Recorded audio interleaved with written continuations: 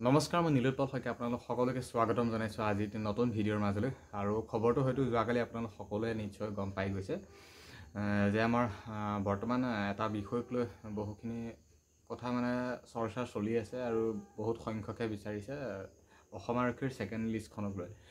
কিন্তু আমি অফিচিয়েল বা মুখ্যমন্ত্ৰী মহোদয়ৰ ওপৰত ভিত্তি কৰি বা যোৱাকালিলৈকে যিটো আপডেট আছিল সেই আপডেটটোৰ ওপৰত ভিত্তি কৰি যদি মই ক'ব বিচাৰোঁ, আৰু আপডেটটো সেইটোৱে হয় যে যোৱাকালি মুখ্যমন্ত্ৰী মহোদয় লাইভত যিহেতু কৈ দিলে যে অসম পুলিচৰ ছেকেণ্ড লিষ্ট নাহে বা কাট অফক লৈ ক'লে।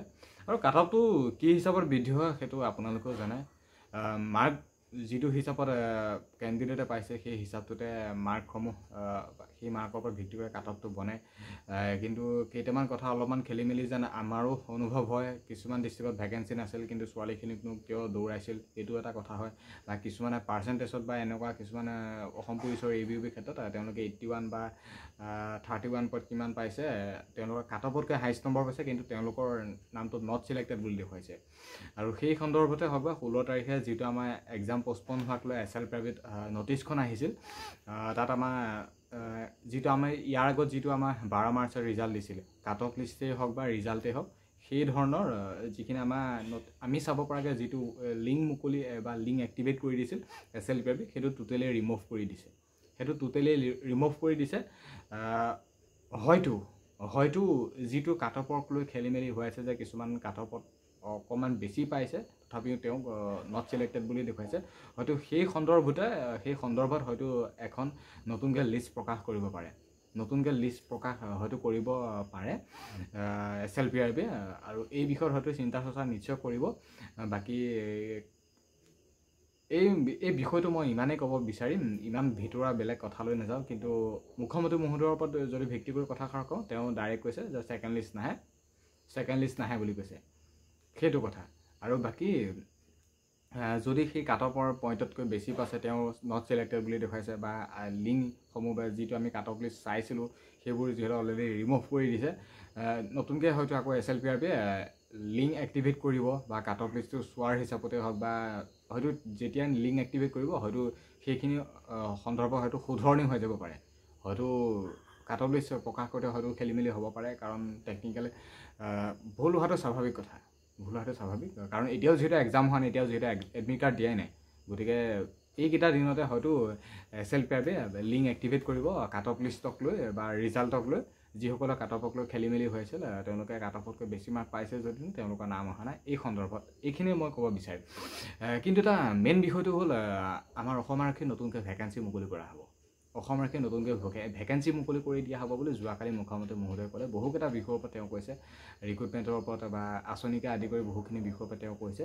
কিন্তু ৰিক্ৰুটমেণ্টৰ ওপৰত ভিত্তি কৰি যদি মই ক'বলৈ যাওঁ, তেওঁ এইটো কৈছে যে এতিয়া ছেকেণ্ড লিষ্ট নাহে আৰু এই বছৰৰ শেষলৈ আমি নতুনকৈ অসম পুলিচৰ ভেকেঞ্চি মুকলি কৰিম, যে ল'ৰা ছোৱালীখিনিয়ে যে দৌৰাৰ প্ৰস্তুতি বা এই কামখিনি যাতে কৰি থাকে। যিসকলৰ নাম নাহিব বা যিসকলৰ কাট অফত ছিলেকশ্যন পোৱা নাই বা যিসকল ফাইনেলত মেৰিটলৈকে যিসকল নাহিব, আৰু সেইটোতো পাছৰ কথা, মেৰিটটো বহুত দেৰি আছে। কিন্তু যিসকল বৰ্তমান কাট অফত অন্তৰ্ভুক্ত হোৱা নাই, তেওঁলোকক নতুন ৰিক্ৰুটমেণ্ট বা নিউ ভেকেঞ্চিৰ কাৰণে তৈয়াৰী কৰিব দিছে, অৰ্থাৎ দৌৰা দৌৰি কৰি থাকিব দিছে বুলি মুখ্যমন্ত্ৰী মহোদয়ে যোৱাকালি লাইভত কৈছে। যিখিনি কথা আজি ভিডিঅ'টোত কৈছোঁ গোটেইখিনি সম্পূৰ্ণ সত্য সহকাৰে বা প্ৰমাণ সহকাৰে যদি চাব বিচাৰিছা, মুখ্যমন্ত্ৰী মহোদয়ৰ বা আমাৰ সন্মানীয় মামাৰ তেখেতৰ ফেচবুক তেখেতৰ যি লাইভ আহিছে, লাইভ চেনেলত গৈ তোমালোকে চাব পাৰিবা যে ৰিক্ৰুটমেণ্টক লৈ যথেষ্টখিনি কথা কৈছে, যে 10 অক্টোবৰত দিয়া হ'ব এপইণ্টমেণ্ট বা গোটেই কামখিনি কৰিব 10 অক্টোবৰত কৰিবগৈ। আৰু বাকী তাৰপিছতে বা এই বছৰৰ শেষলৈ আমাৰ নতুন ভেকেঞ্চি মুকলি কৰি দিয়া হ'ব। আৰু 10 অক্টোবৰ আশে পাশে বা বছৰৰ শেষলৈ বুলি যিহেতু কৈছে, 10 অক্টোবৰ আশে পাশে বা এপইণ্টমেণ্ট হোৱাৰ এইখিনি সময়ছোৱাতে নতুন ভেকেঞ্চি মুকলি কৰি দিয়া হ'ব। যোৱাকালি সেই লাইভটোৰ মতে অসম পুলিচৰ এতিয়া কেণ্ডিডেটখিনিয়ে প্ৰিপেৰেশ্যন কৰি থাকে, যিসকলৰ কাট অফত অন্তৰ্ভুক্ত হোৱা নাই, আৰু বাকী যিসকলৰ কাট অফ লিষ্টৰ নাম মাৰ্ক বেছি আছে তথাপি তেওঁলোকৰ ছিলেকশ্যন পোৱা নাই, বা বহুকেইখন জিলাত ছোৱালীসমূহ দৌৰিছিলে তেওঁলোকক এতিয়া ভেকেঞ্চি নীল বুলি দেখুৱাইছে। কিয়নো দৌৰিছিলে 34 পাইছে তথাপিও তেওঁলোকক নীল বুলি দেখুৱাইছে। এই সন্দৰ্ভত হয়তো তেওঁলোকে এতিয়া কোৰ্টত নিশ্চয় কেছ ফাইল কৰিছে বুলি আমি গম পাইছোঁ কিছুমান ভিডিঅ' সহকাৰে। বাকী ইমানো সেই বিষয়টোৰ পৰা আমি ইমান গম নাপাওঁ। গম পাওঁ মানে ভিডিঅ' সহকাৰে বা বহুত নিউজ পৰ্টেলে যিহেতু বজাই আছে বা DY হওক বা এনেকুৱা ধৰণৰ বিভিন্ন ধৰণৰ নিউজ চেনেল যথেষ্ট আছে বা আজিকালি ইউটিউব চেনেল বহুখিনি হৈ গৈছে আৰু কিছুমানেতো লাইভত আহি যথেষ্ট বহুখিনি কথা কৈ আছে গম পাইছোঁ। এটা বিষয়ক লৈ মোক লৈ বহুতে চৰ্চা কৰি আছে বাৰু, কৰি আছে, কৰি থাকক, সেইটো তেওঁলোকৰ কথা। কিন্তু মই এটাই জানো যে যিটো অফিচিয়েল হয় সেই তথ্যমতে মই ভিডিঅ'সমূহ প্ৰস্তুত কৰি আছোঁ আৰু সেই তথ্যমতে ভিডিঅ'সমূহ দিবলৈ চেষ্টা কৰিম। কোনো মনে সজাই কিছুমান তথ্য এড কৰি ভিডিঅ' প্ৰস্তুত কৰি কিছুমান কণ্টেণ্ট সৃষ্টি কৰিব নিবিচাৰোঁ, কিছুমান ভিউজ লাইক কিছুমান ছাবস্ক্ৰাইবাৰ খাতিৰত বেলেগৰ নিচিনাকৈ। খালি মই এইটোৱে ক'ম যে চৰকাৰে যিটো সিদ্ধান্তৰ ওপৰত অন্তৰ্ভুক্ত কৰি আমাক আপডেটসমূহ দিয়ে সেই আপডেটৰ মতে মই ভিডিঅ'সমূহ প্ৰস্তুত কৰিছোঁ বা যিটো অফিচিয়েল নটিচ আহে বা যিখন অফিচিয়েল নটিচ দিব বা আমাক দিব মানে অফিচিয়েল মতে যিসমূহ হয় সেইসমূহ নটিচ বা সেইসমূহ আপডেটৰ ওপৰত ভিত্তি কৰি মই ভিডিঅ'সমূহ আপোনালোকক প্ৰস্তুত কৰি আপোনালোকক জনাবলৈ যিমান পাৰোঁ সিমান বেছি চেষ্টা কৰিম। কিন্তু বেলেগ আনঅফিচিয়েলি কিছুমান আপডেট মই নিদিওঁ, যিখিনি আনঅফিচিয়েলিভাৱে কিছুমানে শ্বেয়াৰ কৰি আছে, কিছুমানে উচতাই আছে, গম পাইছে বিষয়টো কেনেকৈ কি ধৰণৰ হৈ আছে। বাৰু যি কি নহওক নতুন ভেকেঞ্চিৰ কাৰণে প্ৰিপেৰেশ্যন প্ৰস্তুতি কৰি থাকক। ADR হওক বা যিকোনো ভেকেঞ্চিৰ কাৰণে কেৱল অসম চৰকাৰৰ ভেকেঞ্চি লৈ যে প্ৰিপেৰেশ্যন কৰিম তেনেকুৱা হয়। চেণ্ট্ৰেল গভৰ্ণমেণ্টৰ বহুখিনি ভেকেঞ্চি ওলাইছে বা গম পাইছে ভেকেঞ্চি সন্দৰ্ভত বহুখিনি। এতিয়া আকৌ অগ্নিবিৰক লৈ কিছুমান ভেকেঞ্চি ওলাইছে আৰু তেনেকুৱা ধৰণৰ ভেকেঞ্চি ওলাইছে। আপোনালোকে নেটত চাৰ্চ কৰিলে যথেষ্টখিনি পাই যাব।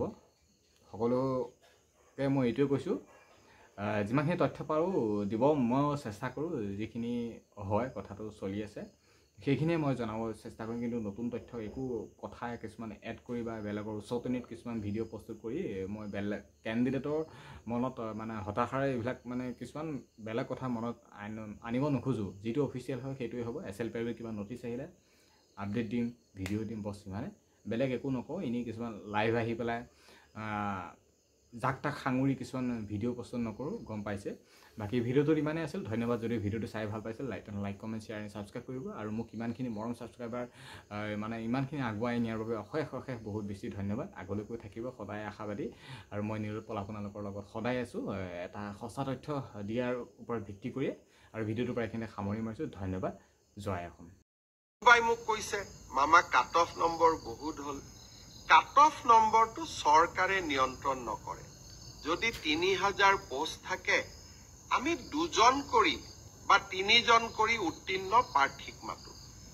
3000 পূৰণ 2, 3000 পূৰণ 3, 9000।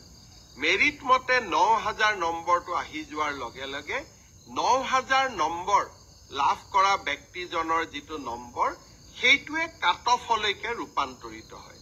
কাট অফ কোনেও বনাই নিদিয়ে। কাট অফ ছাত্ৰ ছাত্ৰীসকলৰ পৰীক্ষাৰ ফলাফলে নিৰ্ণয় কৰে। কোনোবাই যদি ভাবে যে কাট অফ বেছি হৈছে তাৰ মানে ইয়াকে বুজাব পাৰি যে সঁচাকৈয়ে এইবাৰ পৰীক্ষাৰ ফলাফল যোৱাবাৰতকৈ ভাল হৈছে। অসম পুলিচৰো দ্বিতীয় কাট অফ নোলায়, কিন্তু বছৰটোৰ শেষৰ ফালে আমি আকৌ নতুন অসম পুলিচত খালী হৈ থকা পোষ্টসমূহ আমি এডভাৰটাইজ কৰিম। কোনোবাই যদি পোৱা নাই হতাশ হ'ব নালাগে, দৌৰৰ প্ৰেক্টিচ অব্যাহত ৰাখিব লাগে। ADR পৰীক্ষাৰ